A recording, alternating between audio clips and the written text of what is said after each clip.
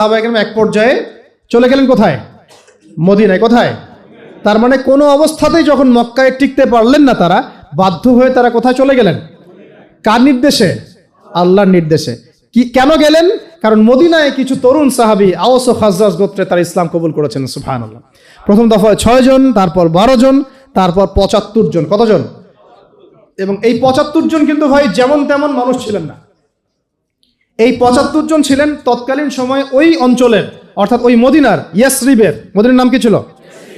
ইয়াসরিবের সবচেয়ে প্রভাবশালী পরিবারগুলোর মধ্যে অন্যতম। সাদ বিন মুয়াজ রাদিয়াল্লাহু আনহুর এক কথায় অনেক কিছু হতো। তারা কিন্তু যেমন তেমন ব্যক্তি ছিলেন না, XYZ ছিলেন না, তারা ছিলেন প্রভাবশালী ব্যক্তিত্ব। ধরেন মালয়েশিয়া একটা গভর্নমেন্ট আছে, ধরেন মালয়েশিয়ার গভর্নমেন্টের কি প্রভাব নাই? তিনি যদি বলেন যে আমরা বাংলাদেশ থেকে 100 জন দায়ীকে এখানে সিকিউরিটি একটা জায়গা দিব, পারেন কি না? তিনি কি পারেন কি না? তো এই কথাটা কি আমি বলতে পারবো? কারণ আমার সেই যোগ্যতা, সেই ক্ষমতা নাই।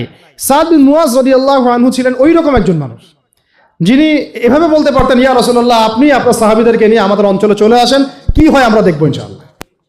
এইভাবে কি আপনাকে বলার মতো মানুষ কি আছে কিনা ডানে বামে? আপনার নিজের ঘরের মধ্যেই তো নাই, নিজের ঘরেই তো নাই। কয়জন আপনাকে এভাবে মানে অভয় দিবে যে হ্যাঁ ইসলামের প্রকৃত বাণী প্রচার করো, আমি তোমার সাথে আছি? কার কলিজা আছে? কতজনের কলিজা আছে? কথা হচ্ছে এই, সাদ বিন মুয়াজ রাদিয়াল্লাহু আনহুর সাথে আরেকজন সাহাবী আছেন, উনিও সাদ রাদিয়াল্লাহু আনহু। তো ওই সাদ রাদিয়াল্লাহু আনহু ছিলেন আরেকটা গোত্রের সর্দার আবার। তো এরকম বহু বরেণ্য সাহাবী, মুসআব বিন উমাইর রাদিয়াল্লাহু আনহু যখন হিজরত করে গিয়েছেন, তখন এই সাহাবীরা তাকে প্রোটেকশন দিয়েছেন, নিরাপত্তা দিয়েছেন, এবং তিনি নির্দ্বিধায় মদিনায় দাওয়াতের কাজ করতে পেরেছেন। তখনই কিন্তু 75টা ফ্যামিলি ইসলাম কবুল করেছে। সুবহানাল্লাহ। এইরকম অনেক সাহাবী আনসারদের মধ্যে, মুহাজিরদের মধ্যে। কথা হচ্ছে যে হিজরত করতে পারলাম কখন? যখন আমরা দেখলাম একটা অঞ্চলের মাশাআল্লাহ বরেণ্য মানুষগণ, যাদেরকে ওই সমাজে মান্য করা হয়, তারা ইসলাম কবুল করেছেন। এ মুনাফিক মার্কা ইসলাম না, প্রকৃত ইসলাম। এবং তারা এমনভাবে দিন কবুল করেছেন, তারা আল্লাহ রসুলের হাতে বায়াত করেছেন যে আপনি আপনার সাহাবীদেরকে এখানে চলে আসেন, আমরা আপনাকে এবং আপনার সাহাবীদেরকে সেইভাবে নিরাপত্তা দিব যেইভাবে আমরা আমাদের সন্তান, আমাদের স্ত্রীদেরকে নিরাপত্তা দিই।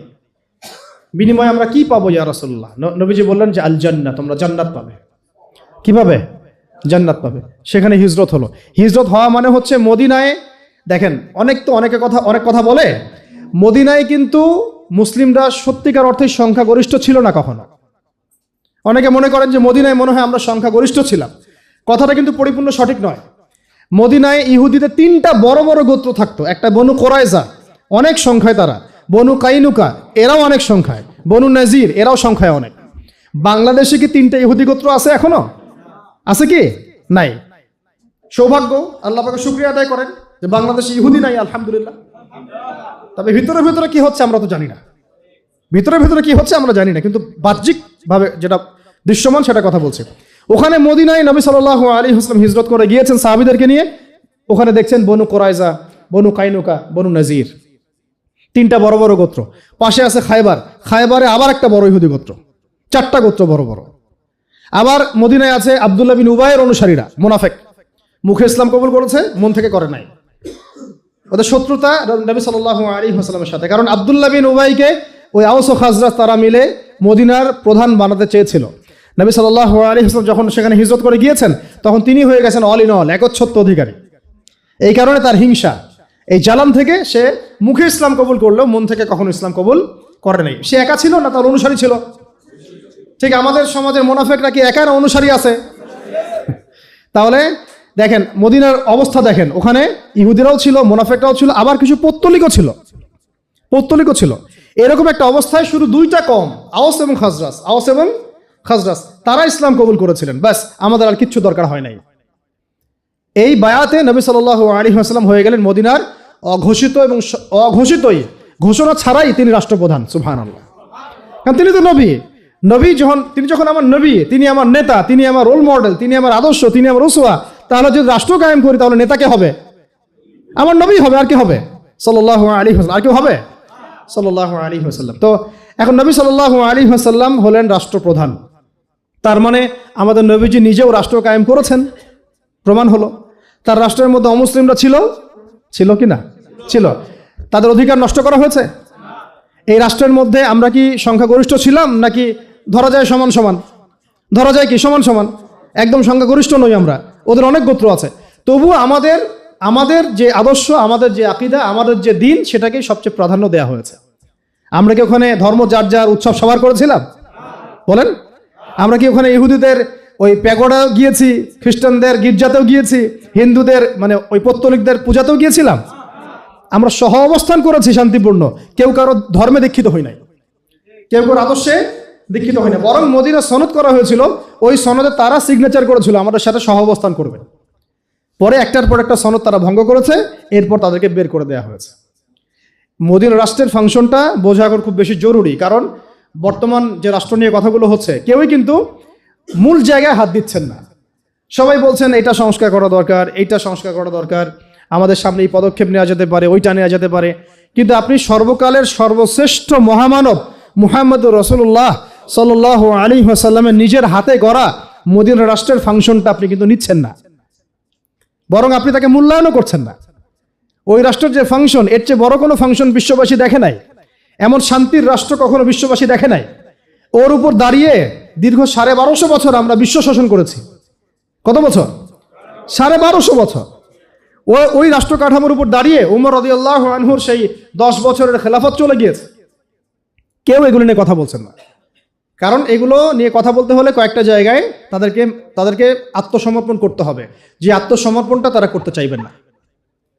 কেন করতে চাইবেন না? আব্বু মাইন্ড করবে। কেন করতে চাইবেন না? আচ্ছা, কথা হচ্ছে আত্মসমর্পণ কোথায় করতে হবে?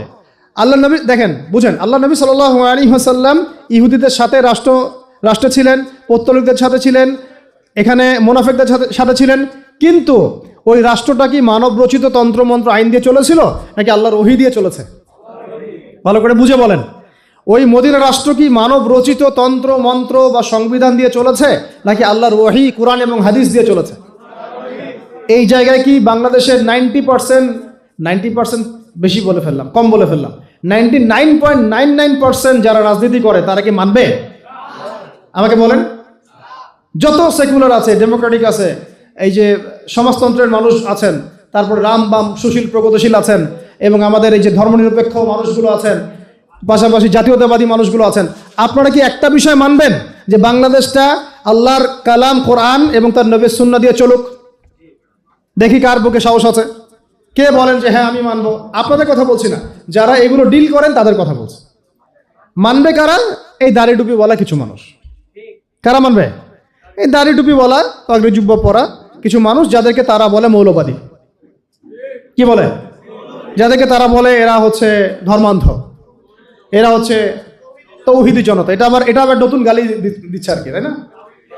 আপনারা বলবেন তাওহীদি জনতা, এটা আমাদের ফখরের পরিচয়, এটা আমাদের গর্বের পরিচয়। তোমরা যদি তৌহীদি জনতা হতে না পারো, তাহলে কাফেরদের জনতা হয়ে যাও। আর তৌহীদি জনতা হতে না পারলে দিন শেষে তোমাকে কাফের জনতাই হতে হবে, অথবা মুনাফিকদের জনতা হবে, এর বেশি কিছু হতে পারবে না। কথা হচ্ছে একটা সহজ সরল কথা বলে, এত কিছু, দেশের শিক্ষা, দেশের অর্থনীতি, দেশের রাজনীতি, দেশের আপনার সংস্কৃতি ইত্যাদি ইত্যাদি, দেশের সংবিধান, সংস্কার, নির্বাচন, একটা বিষয় কি আপনারা মানবেন? কেউ যারা এগুলো করছে তারা কি একটা বিষয় মানবে, যে আসেন বাংলাদেশে যেহেতু 90% মুসলিমের দেশ, এই দেশটাকে আমরা আল্লাহর কোরআন দিয়ে শাসন করি, নবীর হাদিস দিয়ে শাসন করি, ইসলামের বিধানগুলো দিয়ে শাসন করি, তারা কি মানবে? প্রশ্ন হচ্ছে কেন মানবে না? উত্তর হচ্ছে, এটা তো একটা উত্তর আছেই, তাদের উপরে যারা থাকে তারা মাইন্ড করবে, তাদের আবার তাক থাকবে না, ক্ষমতা থাকবে না, তারা এসে সেখানে এটাকে মৌলবাদী রাষ্ট্র বলতে পারে ইত্যাদি, তাই না? তো কথা হচ্ছে তারা নিজেরা কেন মানবে না? তারা তো মুসলিম। ব্যক্তি জীবনে তারা যেহেতু নিজেরাই ধর্ম পালন করে না, তাই রাষ্ট্র পর্যায়ে ধর্ম পালনের প্রশ্নই ওঠে না। এটা মূল কথা আর কি। তারা কিন্তু ব্যক্তি জীবনে ধর্ম পরিপূর্ণরূপে পালন করেন না, তাই রাষ্ট্র ব্যবস্থায় ধর্ম প্রতিষ্ঠা তো কোনো প্রশ্নই ওঠে না। আমরা বলছি আমরাও বাংলা জমিনে একটা ছোট্ট কি চাই, মদিনা রাষ্ট্র চাই। ঠিক মদিনা রাষ্ট্র যেভাবে চলেছে, আমাদের রাষ্ট্রটা সেভাবে চলুক। কোনো সমস্যা? আমাদের সমস্যা নেই। সমস্যা কাদের?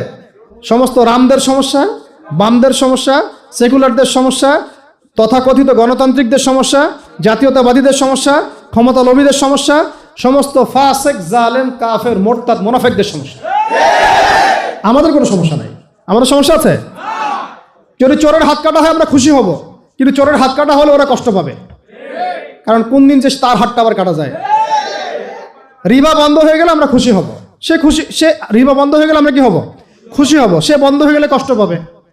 রিবা বন্ধ হয়ে গেলে ওর তো অনেক কিছু ধসে যাবে। টিকে আছে রিবার উপরে। ইকোনমিক্সের আলোচনা শুনেছেন? কিছুটা তো বুঝতে পারছেন নাকি?